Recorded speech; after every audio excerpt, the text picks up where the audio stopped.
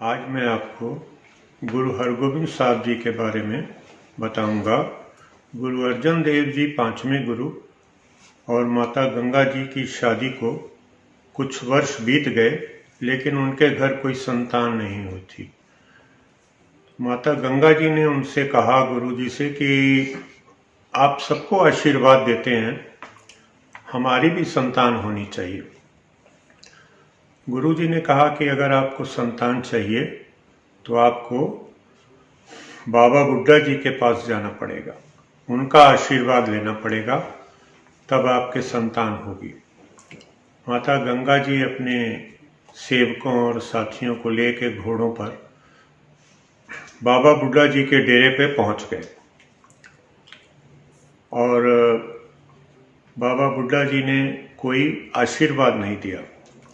माता जी ने वापिस आकर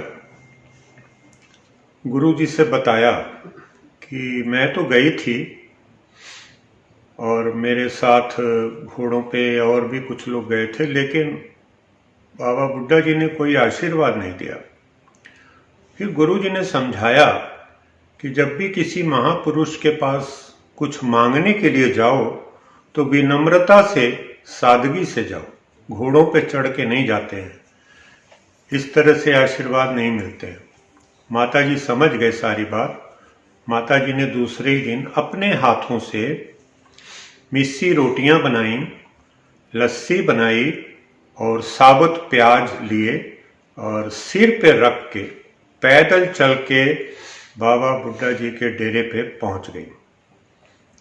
बाबा बुड्ढा जी ने बहुत स्वागत किया माता जी का और उन्होंने कहा, माता जी, मुझे बड़ी भूख लगी है, आप खाना दे दीजिए। माता जी ने उनको खाना परोस दिया और उन्होंने हाथ में एक प्याज, साबुत प्याज था, उसको लेके उन्होंने हाथ जोर से मार के तोड़ा। बाबा बुड्ढा जी ने कहा कि तुम्हारे घर एक शक्तिशाली योद्धा पैदा होगा जो दुश्मनों के सिर इस तरह तोड़ेगा जैसे मैंने प्याज तोड़ा। बहुत आशीर्वाद दिए और बाबा बुड्ढा जी के आशीर्वाद से माँ गंगा जी के घर एक पुत्र पैदा हुआ, उसका नाम हरगोविंद रखा गया। और गुरु अर्जन देव जी ने बाबा बुड्ढा जी को कहा कि मेरे पुत्र को शस्त्र विद्या, घोड़सवारी इत्यादि विद्याएं आप सिखाएंगे और भाई गुरदास जी उनको सारी विद्याएं सिखाएंगे। इस प्रकार से बचपन से ही हरगोविंद जी को अच्छे से ट्रेनिंग मिल गई। बाबा बुड्ढा जी और भाई गुरदास जी के दोनों की आशीर्वाद से बहुत अच्छी तरह से उनका लालन पालन हुआ। 11 साल की उम्र हुई जब हरगोविंद साहब जी की 11 साल की उम्र हुई तो गुरु अर्जन देव जी को जहांगीर के आदेश से शहीद कर दिया गया। उस समय बाबा बुड्ढा जी ने हरगोविंद साहब जी को गद्दी पे बैठाया और 6वें गुरु के रूप में उनको मान लिया गया। 6वें गुरु हरगोविंद साहब जी। गुरु हरगोविंद साहब जी ने अकाल तख्त की स्थापना की, जो हरमंदिर साहब है वहाँ पे अकाल तख्त बनाया और राजनीतिक फैसले वहाँ पे लेने शुरू किए। जितने ढाडी और कवि वगैरह होते थे, वीर रस की कविताएं सुनाते थे, वो अकाल तख्त के सामने सुनाने लग पड़े। और हरमंदिर साहब में कीर्तन चलता था, गुरु जी खुद वहाँ पे बैठ के कीर्तन सुनते थे और ये जो ढाडियों का, कवियों का प्रोग्राम होता था, ये भी सुनते थे। उन्होंने सेना बनाई और उनकी 4 युद्ध हुए मुगलों से। उन चारों में गुरु जी ने विजय प्राप्त की। उसके बाद गुरुजी करतारपुर में रहने लग पड़े।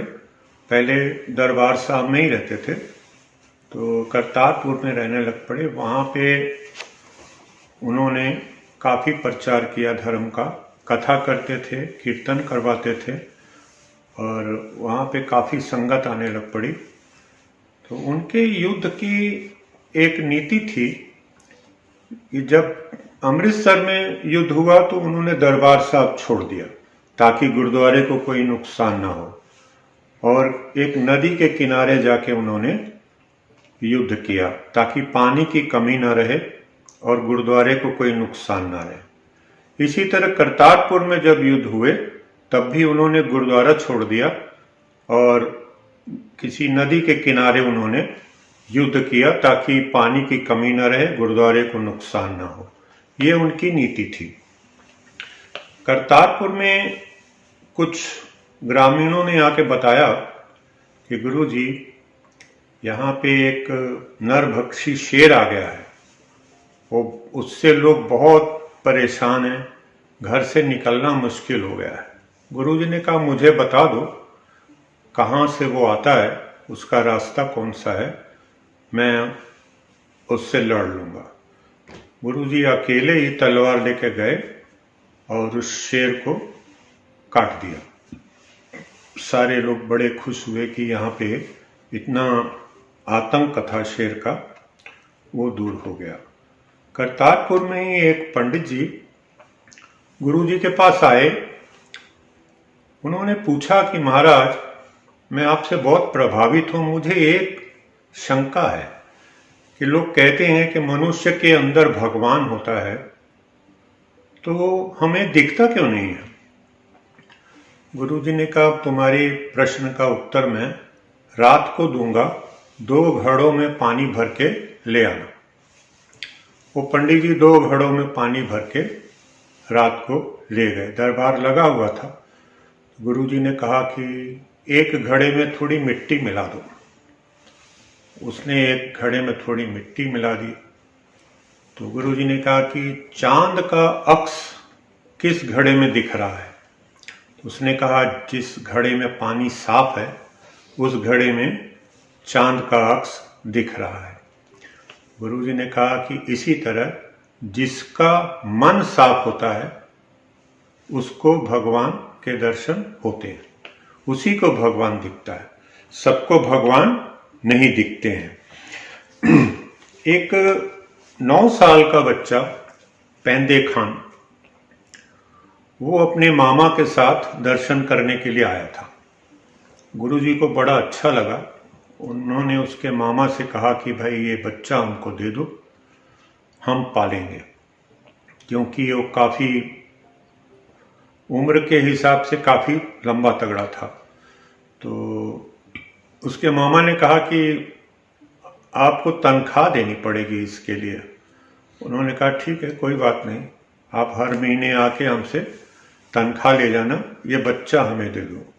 तो गुरुजी ने उसको पाला, दूध और बादाम वगैरह अच्छे अच्छे उसको खुराक देते थे। काफ़ी लंबा चौड़ा तगड़ा हो गया।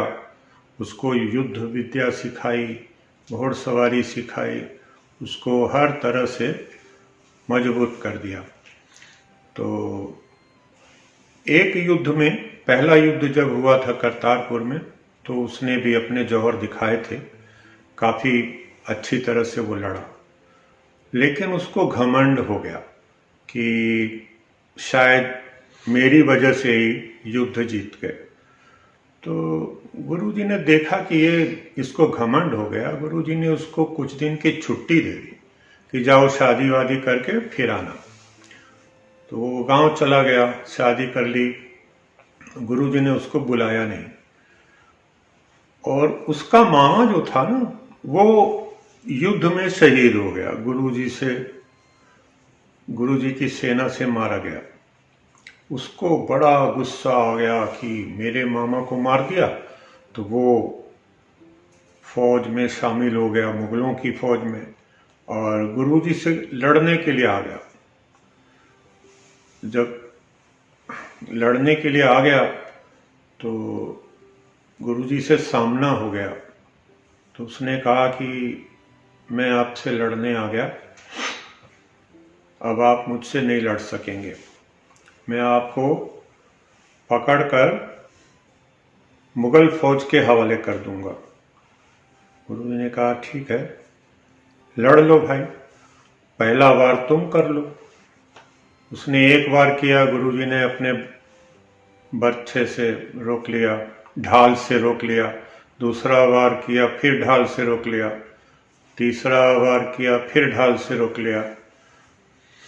गुरुजी ने कहा कि अब 3 बार तुम कर चुके हो, अब चौथा तो मुझे करना है। तो चौथा बार फिर गुरुजी ने किया तो वो गिर गया, उसको बहुत ज़्यादा जख्म हो गए, वो गिर गया। तो गुरुजी ने देखा कि भाई इतने साल मेरे पास रहा है,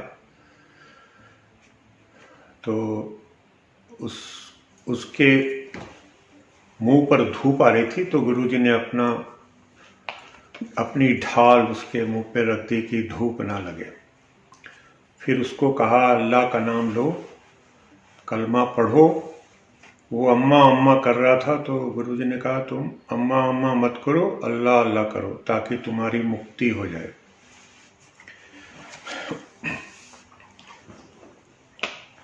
अकाल तख्त गुरुजी ने बनाया था, तो वहाँ पे वो बैठते थे रोज, और जो भी राजनीतिक फैसले होते थे, जो भी युद्ध वगैरह की नीतियाँ होती थी, उसी में बैठ के बनाते थे।